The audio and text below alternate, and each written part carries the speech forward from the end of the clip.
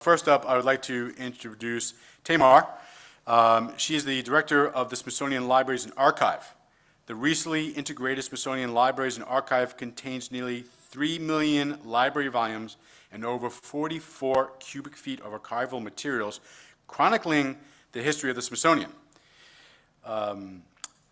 Tamar oversees 137 employees, a national advisory board of 15 members, an annual budget of over $16 million, and 22 library branches and reading rooms located in Washington, D.C., New York City, Maryland, Virginia, and the Republic of Panama.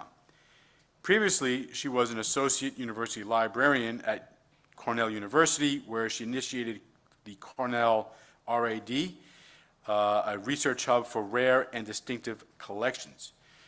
She is also a faculty member of the UCLA California Rare Book School, as Director of Collections and Services at New York Public Library Schomburg Center for Research in Black Culture from 2013 to 2014.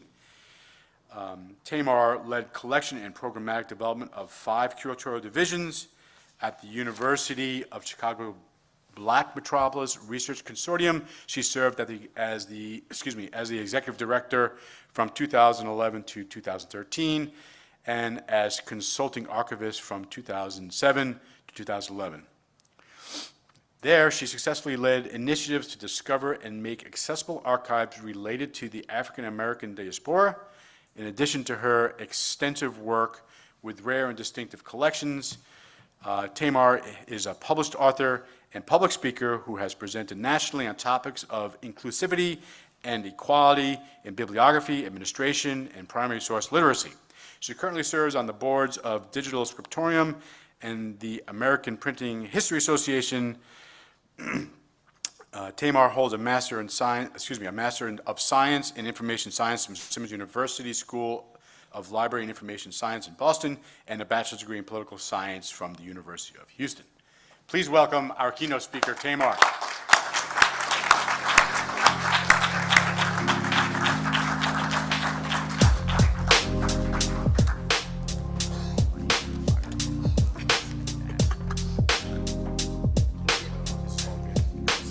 Yes, and this is my pointer. Yeah. Okay. Good morning, everyone. I want to take a moment for us to just center ourselves, relax, and I want you to take a look at each other sitting on either side of you. Look at the people who are in the room. But I want to talk today about the people who are not in this room. And my talk is going to be about community-centered digital preservation and cultural heritage, because a sustainable future of digital assets must be inclusive.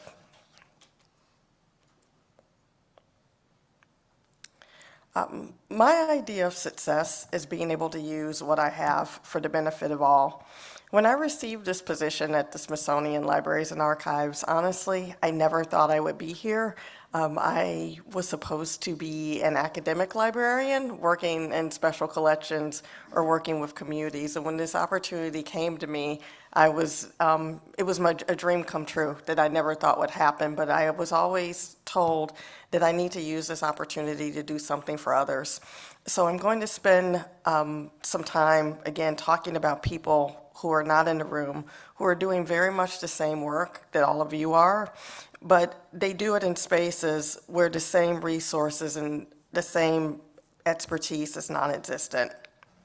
The digital preservationists you will meet in this presentation are not working at a university or a public library or the world's largest museum, library, and archive system, such as the Smithsonian. They are diverse as the materials they represent, and for the most part, their digital preservation communities are the small neighborhoods they grew up in, but their impact has grown exponentially larger than they imagined. They are seen by almost everyone in their communities as heroes and heroines, champions of history and memory keepers by everyone except the hardcore digital preservation practitioners, some of us which are in the room, some of us which has sometimes been me even. Often when working with funders, they feel the constant need to provide definitions and prove their legitimacy because they do not fit into a rudimentary definition of what an archivist or what a cultural heritage person or preservationist is. Maybe they don't have the library degree, or they don't work behind the agency of a museum or library. For them, there is no digital team, no digital transitions, no initiative from a university president on high, and no large grant from CLEAR or the Ford Foundation. So I want to introduce you to these people. First, when we talk about centering equity and inclusion within our digital ecosystem, understand that every library, archive, and museum has a cultural construction of what equity means to them within the underlying biases and power structures that go along with that construction. These power structures and biases drive the collections we make around what we consider equals as equal collaborators in digital preservation. When I was in AUL at Cornell University, we had one of the largest hip-hop collections in the nation, and often I felt that that collection was disconnected from the people in the New York City community because we were way in Ithaca, but yet we considered ourselves as doing something for the public good around that. When the George Floyd incident happened, as many as you know, we worked for institutions that scrambled to put up these statements of equity. A lot of them were around doing mass digitization projects of African American material, but that doesn't only mean digital equity.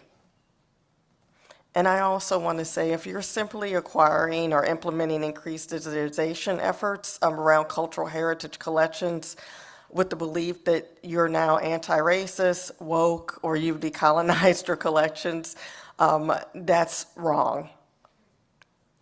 I see that silent hand clap.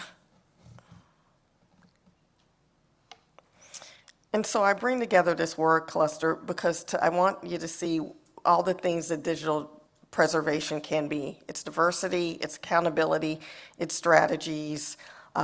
Often you hear words like radical around it, and I always say that when we say that something's radical, when we preface a word with radical, to me really that's a red flag that that's something we should have been doing already. You hear terms like radical librarianship, radical digitization, radical basket weaving. What does it all mean? It's things that we just really should have been doing.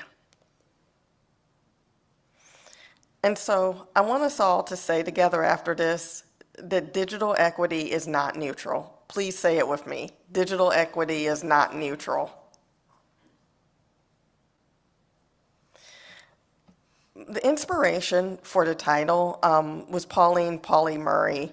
She was an African-American civil rights activist and lawyer. She was the first woman, an African-American, to become Episcopal priest.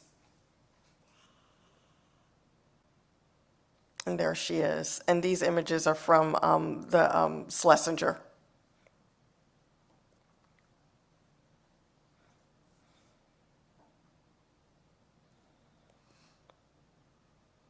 What I liked about her spirit was she said that true community is based upon equality, mutuality, and reciprocity. It affirms the richness of individual diversity as well as the common human ties that bind us together, hence the title of my presentation, The Digital Ties That Bind. Who do you think that kid is in the picture? Without the straightened hair, that is me. This was a really remarkable Christmas for me. I was homeless. My mom and I had fallen on the hard times. And I was woken with my first Christmas stocking ever. I had never had a Christmas stocking before. And you see me there holding a little chocolate, it's a chocolate mouse actually.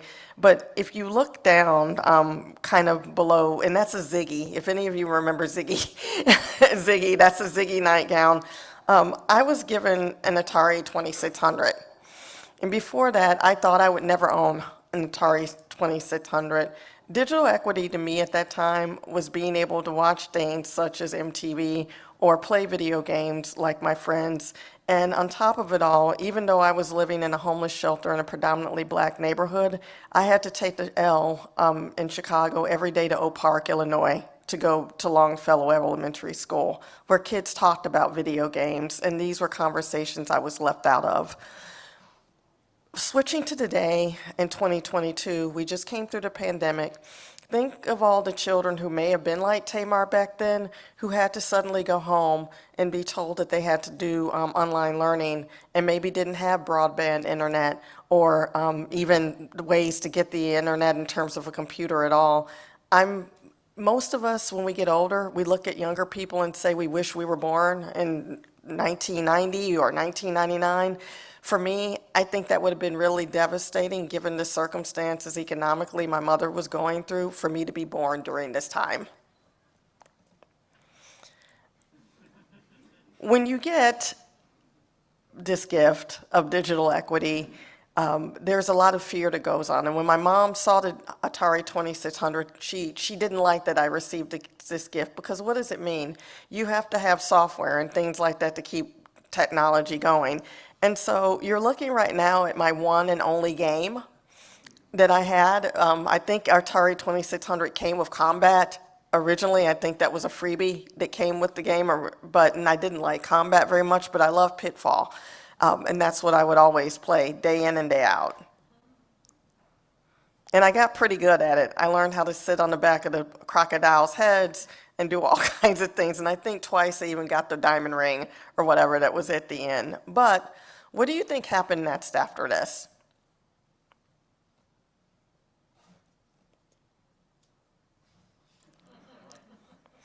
And there you go. Right away, I felt that I was back at square one, because once again, I was around the kids who were talking about this new Atari 5200, and this is kind of what I felt like.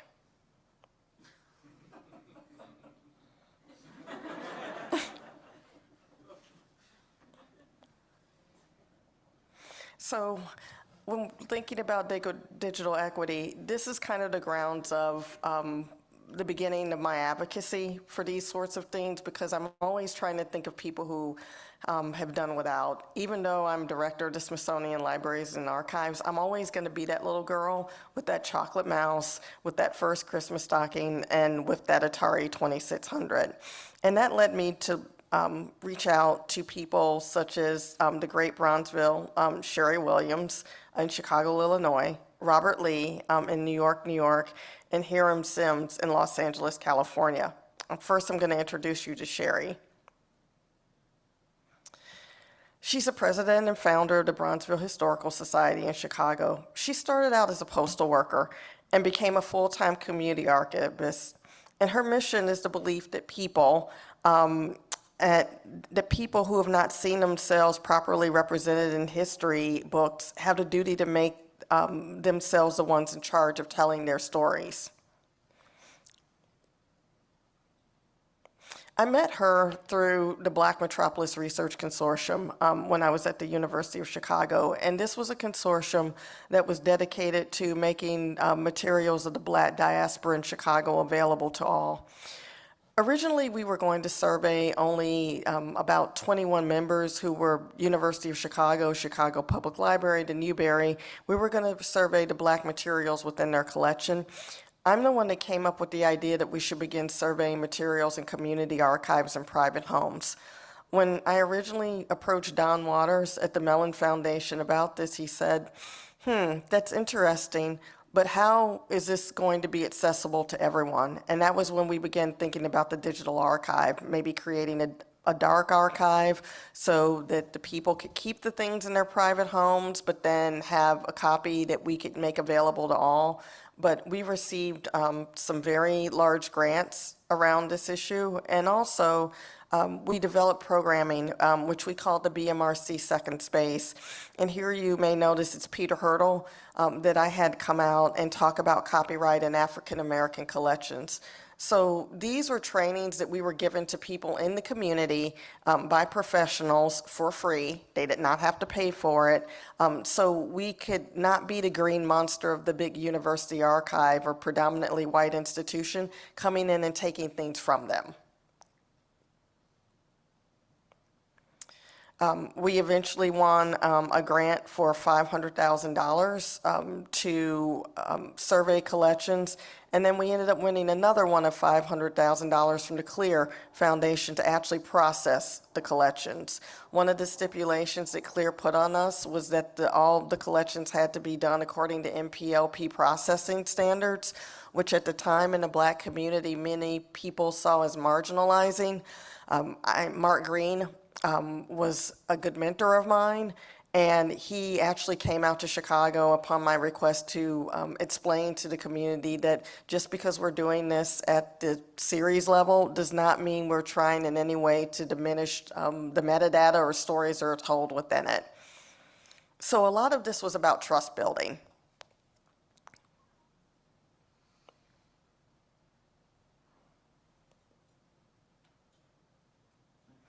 And that's the before and after of Sherry's. She is, again, you see some of her collections in the before were in postal bins. That's because that's where she worked. But in the end, this is what the BMRC ended up doing for her. She has since become a superstar. I'm pleased to say that because I nudged her, she now has an MLS degree. And she also does a lot of work around looking at photographs. And so this is one of her quotes, that she doesn't see orphan works as being orphan works. They're not orphans, but they're just unseen souls. She's also doing a lot of work around uncovering funeral home records for burials. I don't know if any of you heard of the scandal that happened with Burroughs Cemetery in Chicago. That was one call for action to Sherry, and she was one of the few archivists in Chicago that went out and actually did something about it. And she also considers herself a reenactor. And wrote a book, Bronzeville, Black Chicago, 100 Notable People.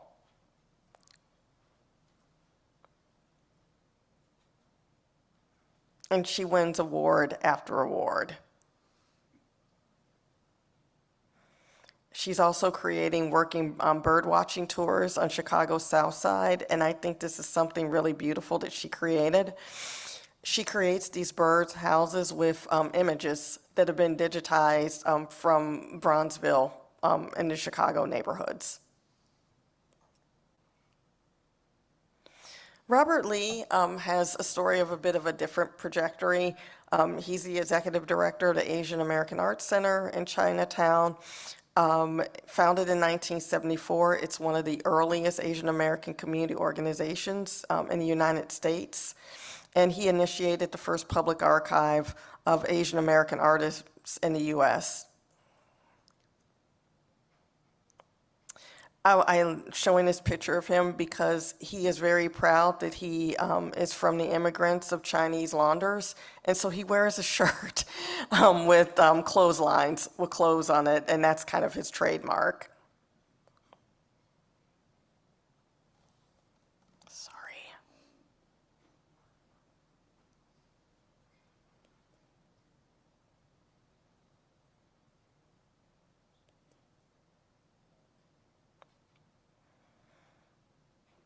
And I'm showing you a clip from Diversifying the Digital Historical Record, which is where I met Robert, and it looks like it's not going to play.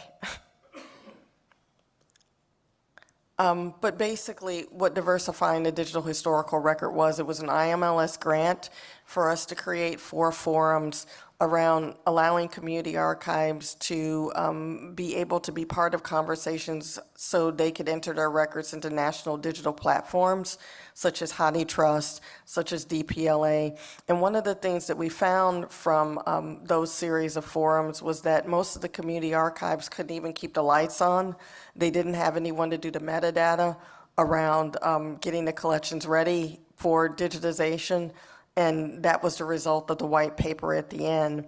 But I wanted to kind of pause on Robert again because of all the people I work with, he's the one that has had some of the most, I won't say negative experiences, but challenging experiences. So what you're seeing here is a letter. And that he received from someone saying they're a digital preservation manager at a PWI. I took the university's name out. They want to perform an assessment for his collection. And they're saying to him that this is the participation. You have to fill out a questionnaire. You have to set aside one day for interviews, provide documentation, answer the following questions, give structure feedback at the end, and he has to pay $250. And so these are the kinds of interactions that make Robert kind of leery of working with people like us. He's also dealing with going up against newer technology or groups that come in that he feels are duplicating the work that he's doing. So Art Asia America is one of them. And he reached out to me when he heard that this virtual Asian American Art Museum was coming up because he felt that it really replicated the work that he was doing, and they also received money that was never available to him. And so he asked the question, why are digital preservation people so myopic? Lack of inclusion and duplication of his work. He said if we could only get one of their team institutions to call us for inclusion, only one. They have lack of respect for the labor. The grant funding net frameworks exclude community archives. Often they don't have the staff to write grants, or when the grant is submitted, it's not up to the same standard or finesse of writing as someone like a Harvard or a Smithsonian. Sherry said there are too many paywalls. Tamar, you have about 5 minutes. Really? So in Smithsonian land, that means 12? And, you know, Sherry, again, said digital preservation means greater access to her. Again, the paywalls, when they're completing a project to place images from their collections, they ask them to place the collections on their website. They usually don't. And finally, I'll just go quickly through Hiram. Hiram is someone that I just met. He's the founder of the Sims Library of Poetry in LA.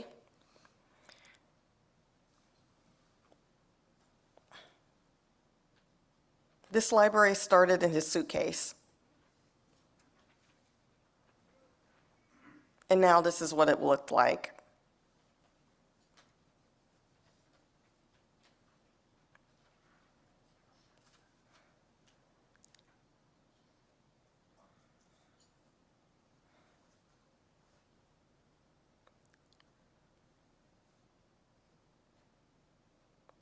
He says digital preservation is a possibility, but how?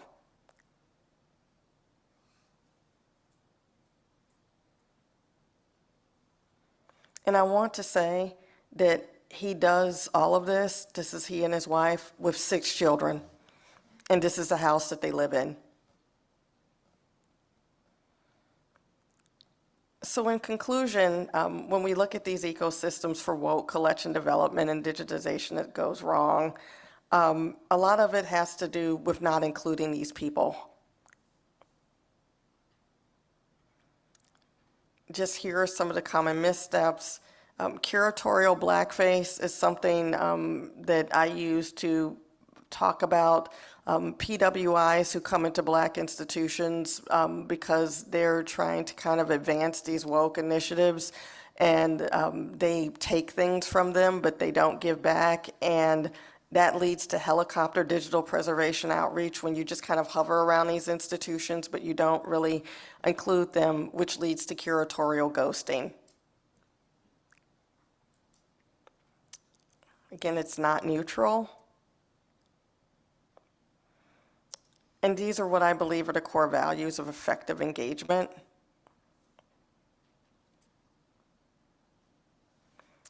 And this is just kind of a note to some of the work I did later, working at Cornell to repatriate the Fidelia Fielding diaries.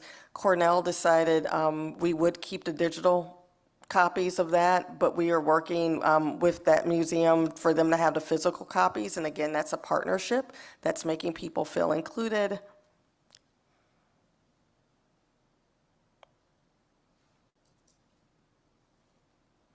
And what about the Smithsonian Libraries and Archives? Well, we also believe that our vision for Smithsonian Libraries and Archives is not neutral. And I want to point to a lot of the good work that's going on. I've only been at the Smithsonian for a year, but this is the Biodiversity Heritage Library, which is a consortium dedicated to making these resources available. It's a consortium much like the BMRC, and Martin Kalfatovic is right in front of me, wave, one of my great colleagues and I think Kira Solberg is out here too. There she is doing a lot of this work around statements of harmful contact, around restorative and reparative justice in terms of our descriptive practices.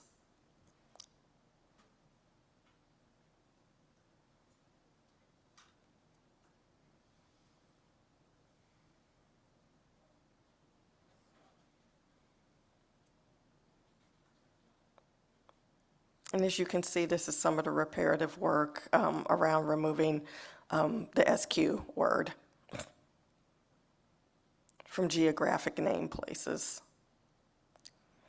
And so in conclusion, I just want to say, I feel that I'm partners in good trouble, and these are the digital ties that bind us. But I want you to ask yourself, would you consider these people digital preservationists? We have to start including these people in our spaces. And one of the things that I was asked for when I met with them last was that they desperately need training from you. They desperately need to feel as though they're your colleagues. Last night at the dinner, we did talk about some training possibilities for them through DT, because I think we are not really talking about true digital sustainability of collections and history without including voices like this. Thank you.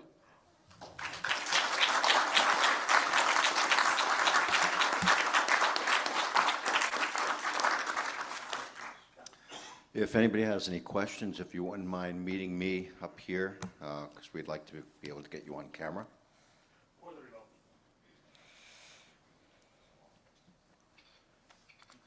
So no questions. Ian, do we have any questions from online? Okay, thank you. Well, great. So for these individuals who are working outside of large institutions, working outside of a more formal context, is there any organization, club, group, clearinghouse for those individuals to collaborate together or to be identified? I mean, it'd be hard to Google small non-institutional archivist Right. and come up with a list. So is there anything you can offer there? That's a good question, and I'm asked that a lot. No. We've talked about creating something like that for a long time. We were hoping to do something through diversifying the digital historical record. The thing is, I think we're still trying to grapple how many there are out there, because a lot of them literally are running these shops out of their homes. The people that I meet, a lot of times it's just through happenstance.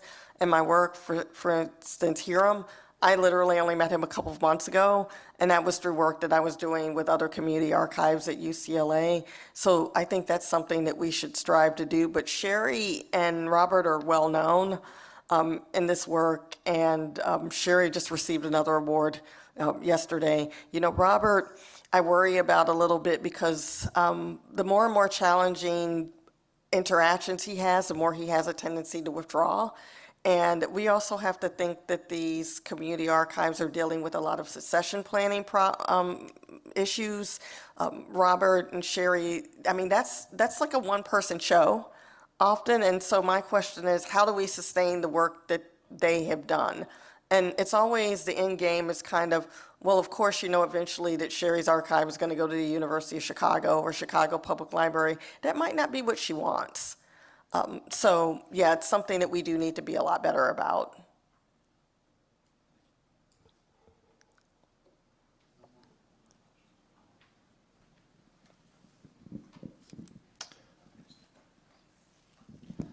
A great presentation. I really appreciate it. particularly with materials that are copyrighted by artists and such, is there a concern between respecting copyright and disseminating, have you found ways to find that balance and make everybody feel, that there's equity there? Or You mean in terms of working with these people that? working with people who have copyrighted materials that, we want to be able to present it to a broader, wider audience, disseminate it widely, but there are copyright concerns. So that was always challenging when I was at the Black Metropolis Research Consortium, because one of the archives that we were working with was a Johnson publication collection, which is so the Ebony Jet. There was a long time where no one knew what was going to happen to the Ebony archives, and there was also the Chicago Defender. There was a lot of orphan works in there. There was a lot of tension between what photographs actually belonged to Johnson Publications versus the artists. That is one reason why I brought in Peter Hurdle. So whenever a question would come up like that, I would always try to find an expert from our community to come and educate the people. And I also think that sounded better than the University of Chicago telling them what to do with this. So my strategy was always to educate them so that they could know how to make these decisions outside of us as the large academic institution.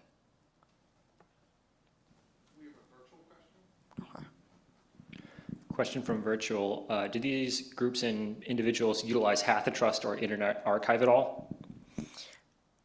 I don't think they are in HathiTrust.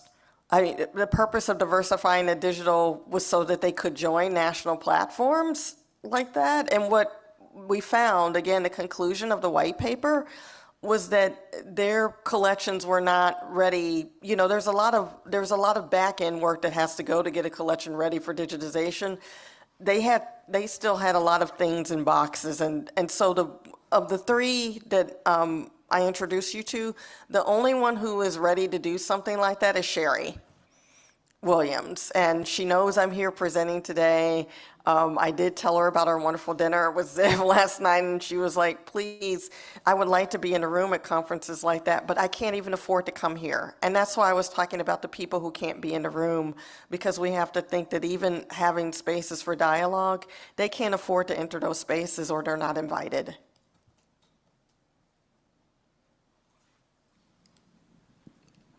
One more question then. For an institute like the Smithsonian, which is rather established, what strategies do you think can be most effective in getting a traditional institution to embrace a more radical perspective? Okay, let me, I guess, repeat that. I guess that's assuming that the Smithsonian is traditional? Because I don't think they are. In terms of, I actually find the Smithsonian Institution to be a place of many possibilities. And that's why I'm ecstatic to have this position, because I think people like me, people like Martin, people like Kira, we're very committed to community and doing transformative work around what we do. And I think, especially when we have leaders like Ellen Stofan or Lonnie Bunch, they're very committed to the Smithsonian having the greatest impact we can possible. So I think we're going to use our positions to do as much good trouble as we can in this work. We have time for a couple more questions. Hi, sorry, that's loud.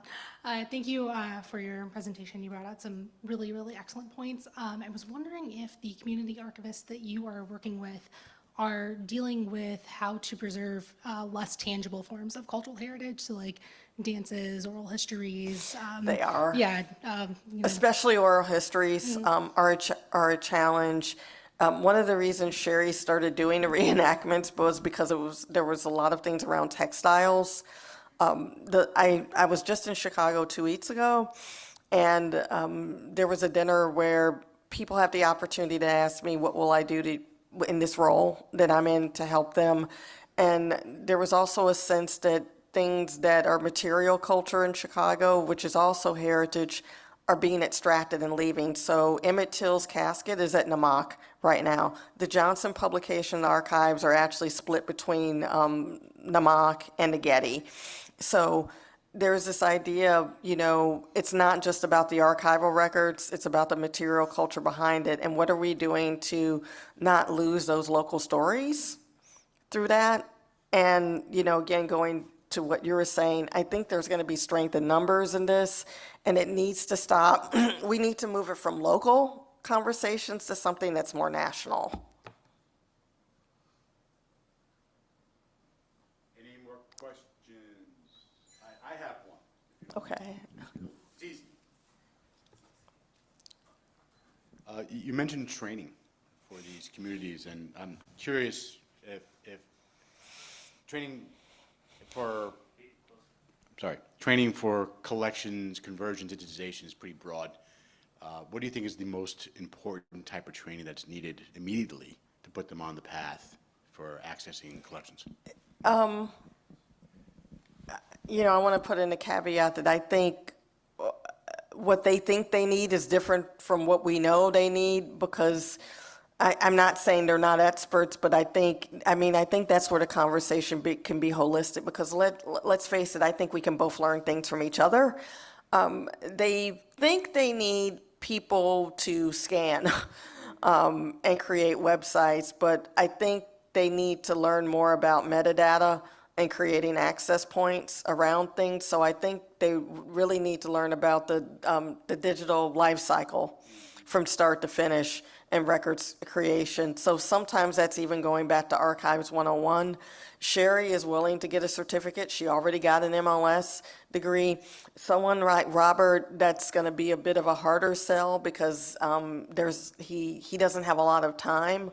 So I think you may also have to have kind of customized training programs, or even having fellows work with them. And I just want to say, for any of you who are at universities that have fellows, consider the fellow actually working with people like this and not just in your institution.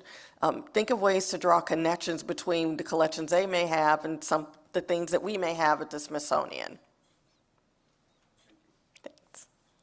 All right, thank you. Thanks.